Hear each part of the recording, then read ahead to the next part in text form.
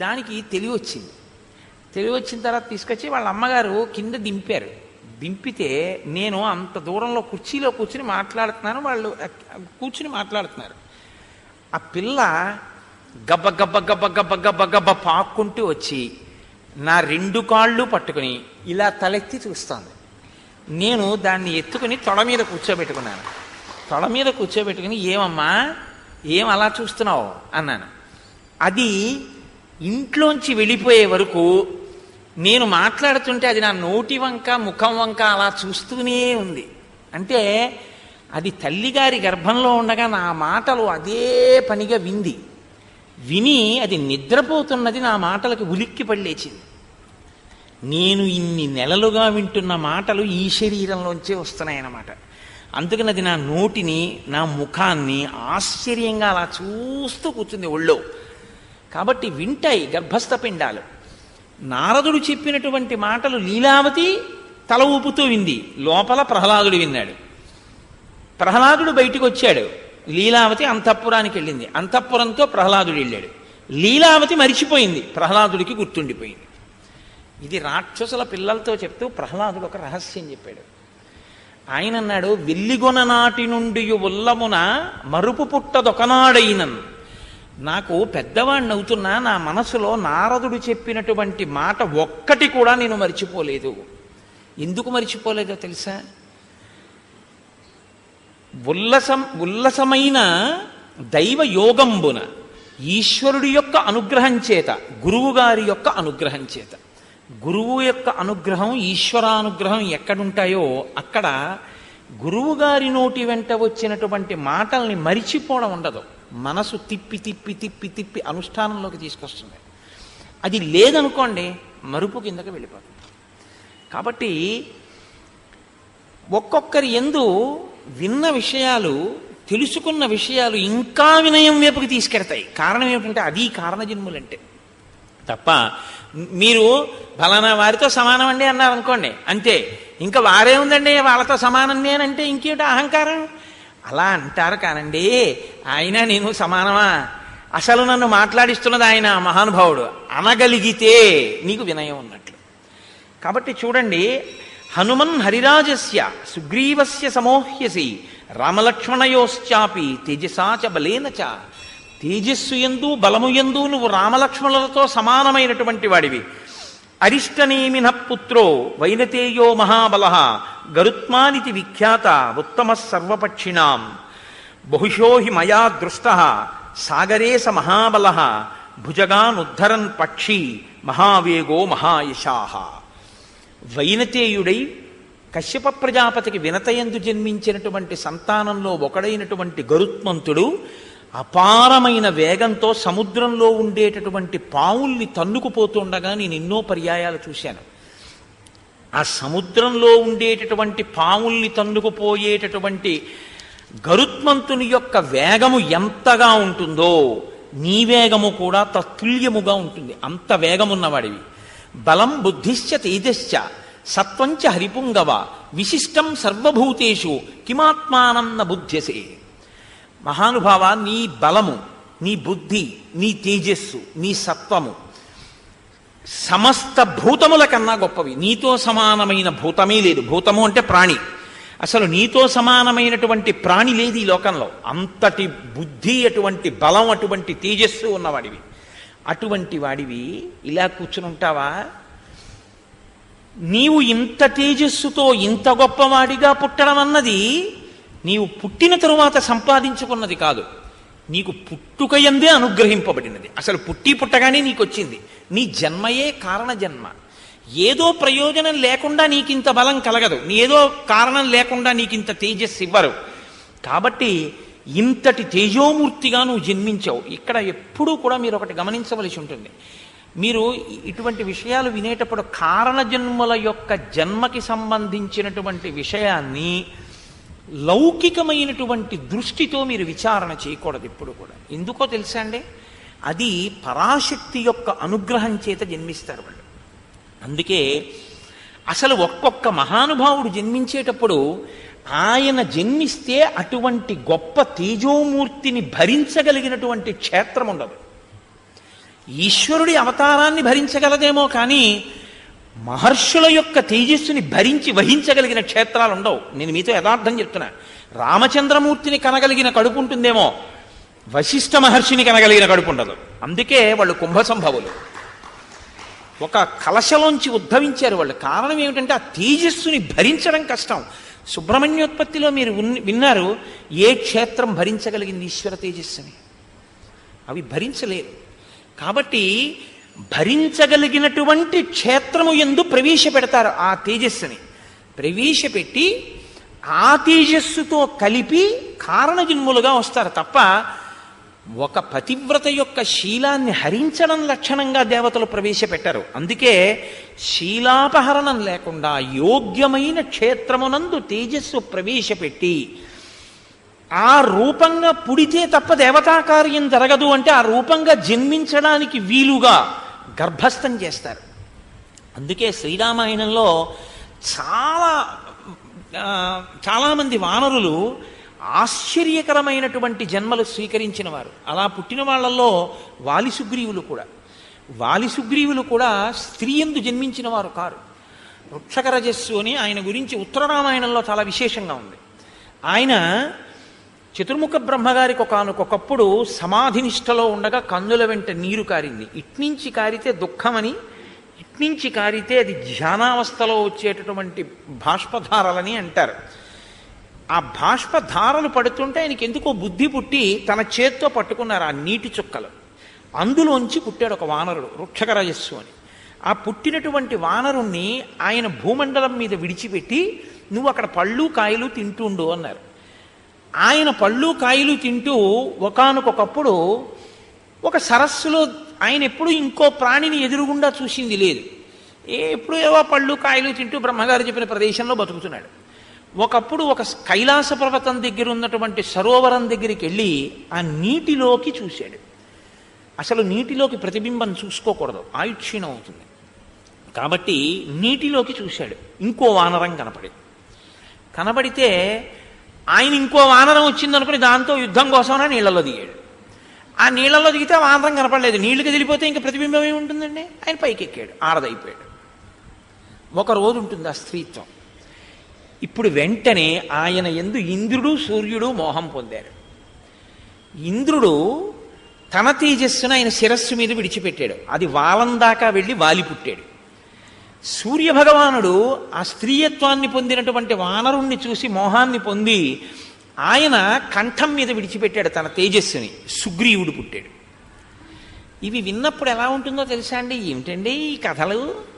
సూర్యభగవానుడు అంత గొప్పవాడు, తెల్లవారితే ఆదిత్య హృదయంతో నమస్కరిస్తాం. ఒక వానరకాంత కనపడితే మోహం పొంది తన తేజస్సు విడిచిపెట్టేశాడా, కంఠం మీద పిల్లాడు పుట్టాడా, ఏమిటండి ఇది అనిపిస్తుంది. కాదు, సూర్యభగవానుని యొక్క తేజస్సుని, ఇంద్రుని యొక్క తేజస్సుని ఒక వానర రూపంగా సృష్టించడానికి యోగ్యమైనటువంటి వానర కాంత క్షేత్రముగా దొరకడం కష్టం. రామచంద్రమూర్తికి సాయపడడానికి తొందరగా రావాలి ఈ వానరాంశలన్నీ, బ్రహ్మగారి ఆదేశం. కాబట్టి ఇప్పుడు వానర కాంతగా ఉన్నటువంటి వాడు బ్రహ్మగారి యొక్క కన్నీటి బిందువులలోంచి పుట్టినవాడు. ఒక్కరోజే ఆడతనం. ఎందుకని? పార్వతీదేవి ఒకనాడు ఆ నీటిలో స్నానం చేస్తుంటే రాక్షసులు ఆడవేషాలతో వచ్చి స్నానం చేశారు. అందులో ఆవిడ గ్రహించలేదు. ఇందులో స్నానం చేసిన వాడు ఆడదైపోతుంది ఒక రోజు అంది ఆవిడ. కాబట్టి ఒకరోజు ఆడదయ్యింది వృక్షకరజస్సు. ఇప్పుడు తొందరగా వాళ్ళ యొక్క తేజస్సుల్ని ఆ కంఠమునందు తోకయందు ప్రవేశపెట్టి ఇద్దరు కుమారులు జన్మించేటట్టు చేశారు. అయితే మీరు నన్ను మళ్ళీ ఇంకో ప్రశ్న వేయచ్చు. జన్మించారనుకోండి, మరి ఇంద్ర తేజస్సు వాలి రాముడికి పనికి రాలేదుగా అని మీరు ఒక మాట నన్ను అడగచ్చు. పనికొచ్చాడు రామకార్యానికి వాలి. ఎక్కడ పనికొచ్చాడో తెలుసా అండి? వాలి రూపంలో దుందుభి, మాయావి ఇలాంటి చాలా పెద్ద పెద్ద రాక్షసులందరినీ ఆయన చక్కబెట్టేసి ఆయన రాముడి చేతిలో వెళ్ళిపోయాడు. లేకపోతే రామావతారం వచ్చిన తర్వాత వీళ్ళందరినీ ఆయన నిగ్రహించాలంటే ఎంత సమయం పడుతుంది? మాటలా వీళ్ళందరూ చేరితే ఓ చోటికి చేరకుండా వాలి వీళ్ళందరినీ చంపేశాడు. వాలిని ఆయన చంపేశాడు. కాబట్టి అక్కడతో గొడవ తెలిపోయింది. ఇంకా వాలి రావణుడితో కలవక ముందు చంపేశాడు. సుగ్రీవుడు రామకార్యానికి పనికి రావాలి, అందుకని సుగ్రీవుడికి వానరాధిపత్యం ఇచ్చాడు.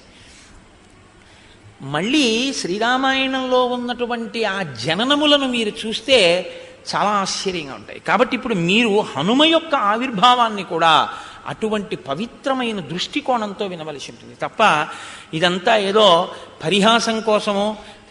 వాల్మీకి మహర్షి ఆచమనం చేస్తే బ్రహ్మగారి యొక్క అనుగ్రహంతో సత్యము భాసిస్తే ఆయనకి కనపడితే రచించినటువంటి కావ్యం వాల్మీకి రామాయణం. కాబట్టి అందులో ఒక్క అబద్ధం లేదు. చిట్ట చివర ఫలశ్రుతిలో చెప్తారు, ఒక మాట ఇందులో అనృతము లేదు అని చెప్తారు. కాబట్టి ఇప్పుడు జాంబవంతుడు చెప్తున్నాడు. జాంబవంతుడు ఎందుకు చెప్పగలడు ఇవన్నీ? మీతో నేను చెప్పాను కదా, బ్రహ్మగారు ఎటువంటి వాడో వానరులకు జాంబవంతుడు అటువంటి వాడు. అంతటి దీర్ఘాయుర్దాయం ఉన్నవాడు జాంబవంతుడు. శ్రీరామాయణంలో చాలా చిత్రమైన పాత్ర అండి. రామావతారం వెళ్ళిపోయింది కానీ జాంబవంతుడు మాత్రం ఉండిపోయాడు. ఎక్కడి వరకు ఉండిపోయాడు? మళ్ళీ జాంబవతిని తీసుకెళ్ళి వినాయకుడికి ఆ వినాయక వ్రత కథలో ఆ కృష్ణ భగవానుడికి ఇచ్చి వివాహం చేస్తాడే సత్రాజిత్తు ఆఖ్యానం, అక్కడ వరకు ఉంటాడు. మళ్ళీ అక్కడ మనం పొరపాటు చెప్పేస్తుంటాం. అసలు ఆ కథ అది అలా ఎలా వచ్చేసిందో, అసలు ఆ కథ అలా ఎలా చెప్పేస్తున్నారో ఇప్పటికీ ఆశ్చర్యంగా ఉంటుంది. నన్ను ఒకసారి ఓ పసిపిల్ల అడిగింది. ఆ పసిపిల్ల అంటే ఓ చిన్న పిల్ల అడిగిందో ఒకసారి, నేను ఎక్కడ ఉపన్యాసం చెప్పి వెళ్ళిపోతుంటే, ఏమంటే జాంబవతి ఊయలలో ఊగుతుంటే అంత పసిపిల్లని కృష్ణ భగవానుడు పెళ్లి చేసుకున్నాడా అని అడిగింది. నేను పెద్దవాళ్ళు అడిగితే చికాకు పడుతుంటాను. మీరు పుస్తకం చదువుకోండి అంటుంటాను. మూలం చదవకుండా ఎవడో దొరికాడు కదా అని అడుగుతారేంటి? చదువుకోండి అంటాను. పిల్లలకి చెప్పడం అంటే నాకు చాలా సరదా. ఎందుకంటే పాపం వాళ్ళు చదువుకునే ఉంటాయి. కుతూహలంతో అమాయకంగా పిల్లలు అడిగితే మాత్రం ఆగి చెప్పే ప్రయత్నం చేస్తాను. ఒకసారి దీనికోసం నేను ప్రయత్నపూర్వకంగా మళ్ళీ అసలు ఆ వినాయక వ్రత కథ యథార్థంగా స్కాందంలో ఎలా ఉందో దాన్ని అంతటినీ మళ్ళీ చెప్పి చూపించాను కూడా ఒకప్పుడు. కాబట్టి అది వేరు విషయం అనుకోండి. ఇప్పుడు దాన్ని మీరు పక్కన పెట్టండి. ఇప్పుడు మళ్ళీ అదంతా చెప్తావా అని దాని జోలికి వెళ్ళకండి. కాబట్టి ఒక్కొక్కరి యొక్క జననము చాలా ఆశ్చర్యంగా ఉంటుంది. అది ఈశ్వరుని యొక్క అనుగ్రహం. దాన్ని ఆ పవిత్రమైన కోణంలో వినవలసి ఉంటుంది. కాబట్టి ఇప్పుడు జాంబవంతుడు అంటున్నాడు, అప్సరాప్సరసాం శ్రేష్ఠ విఖ్యాత పుంజిక స్థల అంజనీతి పరిఖ్యాత పత్ని కేసరిణో హరి విఖ్యాత త్రిశులోకేషు రూపేణా ప్రతిమా భువి అభిశాపాదభూత్ తాత వానరీ కామరూపిణి దుహిత వానరేంద్రస్య కుంజరస్య మహాత్మనః. పుంజక స్థల అనబడేటటువంటి ఒక చాలా అందగత్తె అయినటువంటి అప్సరస ఒక ఆమె ఉండేది. ఆమె కామరూపిణి. ఆమెకి ఒకానొకప్పుడు ఒక శాపం కలిగింది. అందుచేత ఆమె వానరకాంతగా జన్మించింది. వానరకాంతగా కుంజరుడు అనబడేటటువంటి ఒక మహాయోధుడికి జన్మించింది. ఆవిడ్ని కేసరి అనబడేటటువంటి మరొక యోధుడికి ఇచ్చి వివాహం చేశారు. కోతికి కేసరి అన్న పేరు ఎలా వచ్చింది? మళ్ళీ మీరు దాన్ని జాగ్రత్తగా తెలుసుకుంటే, కేసరి అంటే సింహం. ఒకానొకప్పుడు శంఖము శబళ అని పేరు కలిగినటువంటి 2 ఏనుగులు ఉండేవి. అవి భరద్వాజ మహర్షి యొక్క ఆశ్రమ ప్రాంతంలో ఋషుల్ని చాలా ఇబ్బంది పెట్టి రాత్రికి రాత్రి వచ్చి ఆశ్రమాల మీద పడి ఆశ్రమాలని ధ్వంసం చేస్తుండేవి. ఆ 2 ఏనుగుల్ని నిగ్రహించగలిగినటువంటి బలవంతుడెవరు అని ఆలోచిస్తున్న కాలంలో ఈయన అంజనాదేవి భర్త అయినటువంటి వానరుడు ఆ 2 ఏనుగులతో యుద్ధం చేసి వాటిని మట్టు పెట్టాడు. 2 ఏనుగుల్ని ఏకకాలంలో చంపినవాడు కాబట్టి భరద్వాజ మహర్షి సింహం లాంటి వాడివి అని కేసరి అని బిరుదునామం ఇచ్చారు. ఆ బిరుదునామమే ఆయనకి లోకంలో ఉండిపోయింది. ఉండిపోయిన ఆ కేసరికి అంజనాదేవినిచ్చి వివాహం చేశారు. ఎవరి అంజనాదేవి? పుంజక స్థల అన్న అప్సరసయే. ఆమె శాపవశాత్తు కుంజరుడికి వానరకాంతగా జన్మిస్తే ఆ వానరకాంతనే తీసుకొచ్చి ఈ కేసరికి ఇచ్చి వివాహం చేశారు. ఆమె పేరు అంజన. ఇప్పుడు ఈమె ఒక అప్సరస, కానీ వానరకాంతగా ఉంది. చాలా గొప్ప అందగత్తె, కామరూపిణి. ఆమె ఎప్పుడు ఏ రూపం కావాలంటే ఆ రూపాన్ని పొందుతుంది. ఆమె ఒకనాటి సాయంకాలం ఒక పర్వత శిఖరం మీద నిలబడింది. నిలబడి ఉండగా వాయువు మనసా వచ్చి ఆమెని కౌగిలించుకున్నారు. ఎవడి ధూర్తుడు నా పాతివ్రత్యాన్ని భంగపరిచే ప్రయత్నం చేసినవాడు అని ఆవిడ అడిగింది. అడిగితే ఆయన వెంటనే ఒక మాట చెప్పారు. ఆయన అన్నారు, ఎందుచేతనంటే చాలా గొప్ప కారణజన్ముడు రావాలి. ఆయన వస్తే తప్ప రామాయణాన్ని ఒడ్డుకు చేర్చడం ఒక సాధ్యం కాదు. కాబట్టి ఇప్పుడు శివతేజస్సు వాయువు శివుని యొక్క అష్టమూర్తుల్లో ఒకటి. అంత తేలికగా ఆ అవతారం రావడం సంభవం కాదు. చాలా జాగ్రత్తగా క్షేత్రమనందు చేరవలసి ఉంటుంది, అది సుబ్రహ్మణ్యోత్పత్తిలాగా. కాబట్టి వాయు అన్నారు, నత్వాం హింసామి శుశ్రోణి మా భూత్తే సుభగే భయం మనసాస్మి గతో యత్వాం పరిష్వజ్య యశస్వినీం అని పిలిచారు ఆయన. యశస్వినీం, ఓ కీర్తి కలదానా, మహాపతివ్రతవు అన్న కీర్తి నీకుంది. అమ్మా, నీ కీర్తిని చెరపడానికి వచ్చిన వాణ్ణి కాదు. దేవతా కార్యము నిర్వహింపబడడానికి ఒక అత్యంత తేజోవంతుడైనటువంటి పిల్లవాడు ఒకడు వానరుడిగా జన్మించాలి. నువ్వు వానర కాంతగా ఉన్నావు కాబట్టి నా తేజస్సుని మనసా చేరుస్తాను. అప్పుడు నువ్వు ఆ తేజస్సుని లోపల వానరంగా వృద్ధి చేసి ప్రసవించవలసి ఉంటుంది. ఆ వానర రూపంతో వచ్చినటువంటి ఆ తేజో రూపం రేపు రామకార్యానికి ఉపయోగపడుతుంది. కాదు కాదు, తదనంతరం లోకంలో రామచంద్రమూర్తిని నమ్ముకున్న ప్రతివాణ్ణి రక్షిస్తుంది. యుగాలు మారిపోయిన అంతటి మహానుభావుడు ఇప్పుడు పుట్టవలసి ఉంది. వీర్యవాన్ బుద్ధి సంపన్న తవ పుత్రో భవిష్యతి మహాసత్వో మహాతేజ మహాబల పరాక్రమ లంఘనే ప్లవనే చైవ భవిష్యతి మయా సమః. భవిష్యత్తులో నాతో సమానమైనటువంటి వేగం ఉన్నవాడు, నాతో సమానమైనటువంటి లంఘన శక్తి కలిగినవాడు, అంటే దూకగలిగినటువంటి వాడు, అంతటి బుద్ధి పరాక్రమాలు ఉన్నటువంటి వాడు ఒక మహానుభావుడు పుట్టవలసిన అవసరం ఉంది. అందుకనమ్మా నీ యందు తేజస్సుని నిక్షేపిస్తున్నాను. ఇప్పుడు తల్లి అంతటి మహాపురుషుడికి తల్లి కావడానికి అంగీకరించింది. ఎందుకని? ఆమెకి వానర రూపం శాశ్వతం కాదు, ఆవిడ విడిచిపెట్టేస్తుంది. శాపవశాత్తు వచ్చినటువంటిది కాబట్టి కొంతకాలం తర్వాత వదిలేసి పుంజక స్థలగా వెళ్ళిపోతుంది, మళ్ళీ అప్సరసగా వెళ్ళిపోయినా ఆవిడ కీర్తి లోకంలో శాశ్వతంగా దేనివల్ల ప్రకాశిస్తుందంటే ఆంజనేయుని తల్లిగా, ఆంజనేయ స్వామి వారి తల్లిగా అంజనాదేవి యొక్క స్వరూపం సర్వభూతముల చేత నమస్కరింపబడుతుంది. ఒక అప్సరస ఇంత నమస్కార యోగ్యతని పొందడం అసాధారణమైనటువంటి విషయం. అందుకే అంజనాదేవి తల్లిగా అంత కీర్తిని పొందుతాం. అందుకే యశస్విని అన్నారు. అమ్మా, అటువంటి బిడ్డని కడుపున పుట్టబోతున్నాడు. ఆవిడ చాలా సంతోషించి ఒక వానరాన్ని ఒక గుహలో ప్రసవించింది. నేను మీకు మనవి చేశాను ఉత్తరకాండలోంచి. పుట్టగానే హనుమ నువ్వు సూర్యమండలానికి ఎగిరావు, పండు అనుకుని సూర్యబింబాన్ని. ఆ సూర్యబింబాన్ని చెనకుతున్న సమయంలో ఇంద్రుడు నిన్ను వజ్రం పెట్టి కొట్టాడు. ఆ వజ్రపు దెబ్బకి నువ్వు పర్వత శిఖరముల మీద పడితే నీ ఎడమ దవడ సొట్టపడింది. తన వజ్రాయుధపు దెబ్బ చేత సొట్టలు పడినటువంటి హనువులు అంటే ఆ దవడలు కలిగిన వాడివి కాబట్టి నిన్ను తన గౌరవార్థం హనుమా అని పిలుస్తారు అని ఆనాడు ఇంద్రుడు అన్నాడు. ఇంద్రుడి చేత నామకరణం ఉంచబడిన వాడివి, సొట్టబడిన హనువు కలిగిన వాడివి కాబట్టి నీకు హనుమా అని పేరు వచ్చింది. ఆనాడు దేవతలందరూ నీకు వరాలు ఇచ్చారు. నీకివ్వబడినటువంటి వరాలలో చాలా చాలా గొప్ప వరం ఏమిటో తెలుసా? అశస్త్ర వజ్రతాం తాత సమరే సత్యవిక్రమ వజ్రస్య చ నిపాతేన విరుజం త్వాం సమీక్ష్య చ సహస్రనేత్ర ప్రీతాత్మ దదౌతే వరముత్తమం. నువ్వు యుద్ధంలో ఏ అస్త్రము చేత ఏ శస్త్రము చేత నిహతుడివి కవు. నీకు దేవేంద్రుడిచ్చిన వరం నిన్ను వజ్రాయుధం కూడా ఏమీ చెయ్యలేదు. దానితో పాటు స్వచ్ఛందతశ్చ మరణంతే భూయాదితి వై ప్రభో. నీవు కోరుకుంటే వదిలిపెడతావు తప్ప శరీరాన్ని, నువ్వు శరీరం విడిచిపెడదాము అని కోరుకోకపోతే నిన్ను పడగట్టగలిగిన వాడు సమస్త భూతములలో దేవతలలో 3 లోకములలో ఎవడూ లేడు. గాలిని కుంభిని అగ్ని అంబువల ఆకాశ స్థలిందిక్కులన్నంటేనే అంత అల్లరి చేశాడు హిరణ్యకశిపుడు. అసలు బ్రహ్మగారు వరం ఇచ్చారు, నీకు స్వచ్ఛంద మరణం, నువ్వు కోరుకుంటే శరీరం పడుతుంది లేకపోతే పడదన్నారు. ఇంత బలం ఉన్నాయన ఇలా దండం పెడుతూ కూర్చో, ఏమీ ఆయన కోరుకున్నది లేదు. వాల్మీకి రామాయణం కాదు కానీ ఒక చోట హనుమ యొక్క భక్తికి ఒక మాట చెప్తారు. వాల్మీకి రామాయణం కాదు, మీరు చాలా జాగ్రత్తగా గుర్తుపెట్టుకోవాలి. కానీ అందం కోసం ఒక మాట చెప్తూ ఉంటారు.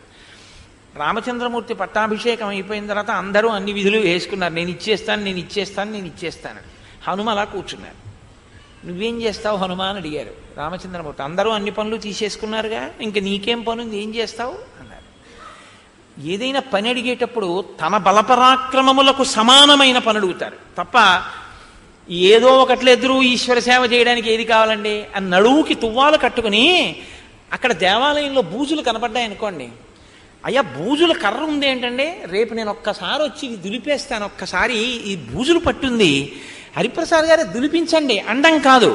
అయ్యా మేము రేపు వచ్చి ఓ 10 మంది ఒక్కసారి పట్టాభిషేకం వచ్చేస్తోంది కదా 15 రోజుల్లో, అది కోయిల్ ఆళ్వార్ తిరుమంజన్ ఉత్సవ్ అంటే అది కాయిక కైంకర్యం ఎంత గొప్పదో తెలుసా అండి. పెరియ పురాణంలో అప్పర్ చేశారని చెప్తుండేవారు. దానికోసం వచ్చింది కోయిల్ ఆళ్వార్ తిరుమంజన్ అన్నది. ఇప్పుడు అదేదో టికెట్ చేసేశారనుకోండి వేరే విషయం, అసలు స్వయంగా చెయ్యాలి మనిషి. ఎందుకంటే మీకు ఆలయంలో చేసేటటువంటివి కొన్ని ఉంటాయి, మీరు చేసుకునేవి కొన్ని ఉంటాయి. మీరు కొన్ని చేయడం కుదరదు, మీరు అలా దర్శనాలు చేయలేరు. బంగారు కవచం కట్టకుండగా రాముణ్ణి చూడాలనుకున్నారనుకోండి, మీ ఇంట్లో మీరు కట్టడం కుదరదు. ఎందుకంటే మీరు అంగుష్టమాత్ర విగ్రహాన్నే పూజ చేయాలి. అంగుష్టమాత్ర విగ్రహానికి కవచం ఎలా కడతారు? ఇప్పుడు బంగారు కవచం కట్టిన రాముణ్ణి చూడాలి అంటే ఒక్క దేవాలయంలో ఉన్న స్వామి బంగారు కవచం కట్టుకుంటేనే మీరు చూడాలి. చందన చర్చితుణ్ణి చూడాలి అంటే ఇక్కడ చూడాలి. మీ ఇంట్లో అంగుష్టమాత్రమూర్తికి చందనం రాస్తే ఆ సోయగం రాదు. అలాగే మీ జీవితంలో ఈశ్వరుడు మీకు ఇచ్చిన బలాన్ని ఈశ్వరుడికి ఉపయోగించాలి అంటే గొప్ప గొప్ప ఉత్సవాలు వస్తాయి. ఏదో శారదా నవరాత్రులు, శ్రీరామ పట్టాభిషేకం ఇలాంటివి వచ్చినప్పుడు ఎవరో చేయడం కాదు, భక్తులు చేసుకోవాలి. వచ్చి దేవాలయంలో తన ఇంటిని ఎలా చూసుకుంటాడో దేవాలయాన్ని అలా చూసుకోవాలి. అయ్యా వచ్చే ఆదివారం నాడు మేమందరం వచ్చి దేవాలయం అంతా తుడిచేస్తున్నాం, దులిపేస్తున్నాం అంటే నేను గొప్పకి చెప్పాను అనుకోకండి. మాకు కాకినాడ అయ్యప్ప స్వామి దేవాలయ ప్రాంగణం చాలా పెద్ద ప్రాంగణం, హరిప్రసాద్ గారికి తెలుసు. మేము పెద్ద పెద్ద ఉత్సవాలు చేసే ముందు మేమెవ్వరం కూడా కార్మికుల్ని పెట్టి ఈ పనులు చేయించాం. మేము రేపు కోయిల్ ఆళ్వార్ తిరుమంజన్ ఉత్సవ్ అని అట్టపెట్టి అక్కడ పెడతాం. 10 రూపాయల కన్నా ఎవరు వెయ్యొద్దని చెప్తాం. అందరూ తలో 10 రూపాయలు అందులో వేస్తారు. ఈ డబ్బంతా పెట్టి ముందు రోజు సాయంకాలం మా గోపాలకృష్ణ గారు చీపుళ్ళు, చాట్లు, ఆ సామాను తోమేటటువంటి పిండి, ఆ తర్వాత బూజుల కర్రలు ఇవన్నీ తెప్పిస్తారు. నా భార్య ఇంకా కొంతమంది ఆడవాళ్ళు కలిసి దేవాలయంలో వంట చేస్తారు. ఒక్క పప్పు, ఒక్క కూర, ఒక్క పచ్చడి. అందరం ఏం చేస్తామంటే తెల్లవారేటప్పటికీ మాసిపోయిన బట్టలు కట్టుకుని తలపాగాలు చుట్టేసుకుని వచ్చి కూర్చుంటారు మగవాళ్ళు, ఆడవాళ్ళు.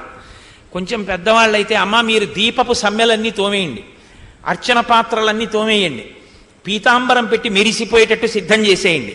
పెద్ద ఆడవాళ్ళకి వేసేస్తాం. అమ్మ కొంచెం ఓపిక ఉన్నవాళ్ళు మీరు దేవాలయం అంతా కడిగేసేయండి బ్లీచింగ్ వేసి. ఓపికన్న మగవాళ్ళు ఆలయ శిఖరాలు ఎక్కి ఆలయ శిఖరాలన్నీ శుభ్రంగా మీరు దులిపేసేయండి. వానరాలు ఎలా ఎక్కేస్తాయో అలా 8 అయ్యేటప్పటికీ ఎక్కేస్తారు దేవాలయ ప్రాంగణం అంతా. మొత్తం 100 నుంచి 150 మంది సత్సంగ కార్యకర్తలు ఒక్కొక్కసారి 200 కూడా దాటిపోతుంటారు. మధ్యాహ్నం అయ్యేటప్పటికీ ఆలయ ప్రాంగణం అంతా ఎలా ఉంటుందంటే ఒక బూజు కనపడదు. మొత్తం ఆలయం అంతా శుభ్రం చేసి అన్నీ తోమేస్తారు. అందరూ స్నానాలు చేసేసి పొడిబట్ట కట్టుకుని వచ్చేస్తారు. మా గోపాలకృష్ణ గారు అందరికీ కూడా చక్కగా పప్పు అన్నం, కూర అన్నం, ఒక్క పచ్చడి, పెరుగు వేసి పెట్టేస్తారు. అందరం కలిసి ఈశ్వర సేవకులం. గురువుగారు లేరు, శిష్యుడు లేడు, గొప్పతనాలు లేవు, తక్కువలు లేవు. అందరం కూర్చుని సహపంక్తి భోజనం. ఇవాళ ఈశ్వర సేవ చేసుకున్నాం మనం. అందరం కలిసి భోజనం చేసి అందరం కలిసి ఇంటికి వెళ్ళిపోయి విశ్రాంతి తీసుకుంటాం. ప్రతి 4 నెలలకో 5 నెలలకో మా దేవాలయాన్ని మేమే శుభ్రం చేసుకుంటాం. దేవాలయాన్ని ఎవ్వరిని శుభ్రం చేయడానికి మేము ఇవ్వం, మేమే చేస్తాం. కాయిక కైంకర్యం కింద ఆలయాన్ని శుభ్రం చేసుకుంటాం. నేను కూడా అన్నానని గొప్ప కనుకోకండి. నేను కూడా తలపాగా కట్టుకుని అమ్మవారి దేవాలయాన్ని శుభ్రం చేస్తుంటాను. ఇప్పుడు నాకు అదొక చాలా ప్రీతి, పరాశక్తి దేవాలయం అంటే. అందుకని అమ్మవారి దేవాలయం కడగడం, తుడవడం అవన్నీ చేస్తుంటాను. చిన్న చిన్న పిల్లల దగ్గర నుంచి వచ్చి చేస్తారు.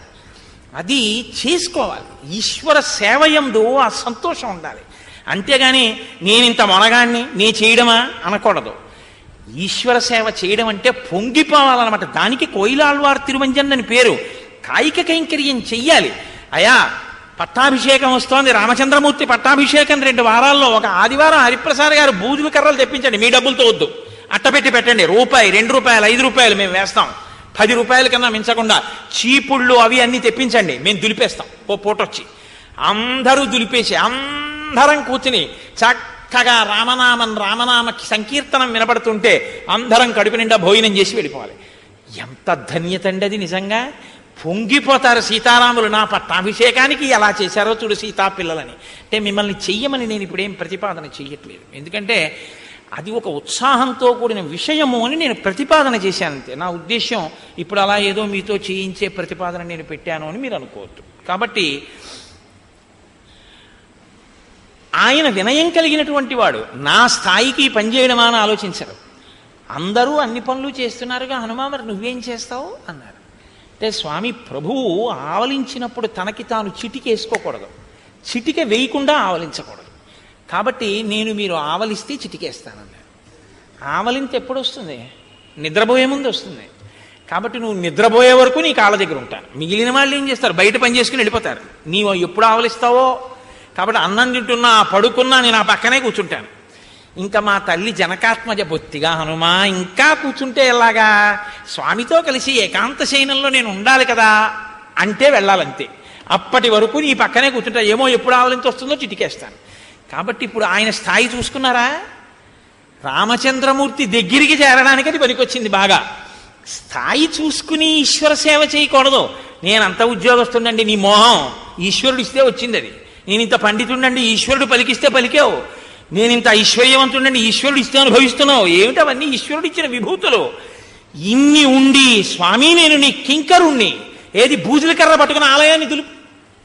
అప్పుడు నీ జీవితానికి ధన్యత అంటూ ఉంటే నీ మనవలు నీ పిల్లలు ఇంటికి వెళ్ళి, ఇవాళ నేను ఎక్కడికి వెళ్ళానో తెలుసురా, ఆలయం దులపడానికి వెళ్ళాను రా, కోయిలాల్వార్ తిరువంజనం పట్టాభిషేకం కదూ, గుడిలో కాసేపు ఓ గోడంతా దులిపేసి వచ్చేసాను. గోడలు మేము భాగం వేసేస్తాం, ఈ గోడ నీది, ఈ కిటికీలు నీవి అని. ముక్కులకి గుడ్డలు కట్టేసుకుని మా వాళ్ళు చిన్న చిన్న బ్రష్లు కూడా పెట్టుకుని దులిపేసి, పీతాంబరాలు పట్టుకుని పైకెక్కేసి, కలశలు తోమేసి, వాటర్ జెట్స్ పెట్టి కొట్టేసి, ఈ కుర్రాళ్ళందరూ పైకెక్కేసి కడిగేసి, పెంకుల మీద కూడా పక్షి రెట్ట కూడా ఉండనివ్వరు, శుభ్రంగా చేసేసి శారదా నవరాత్రులు ప్రారంభం చేస్తాం.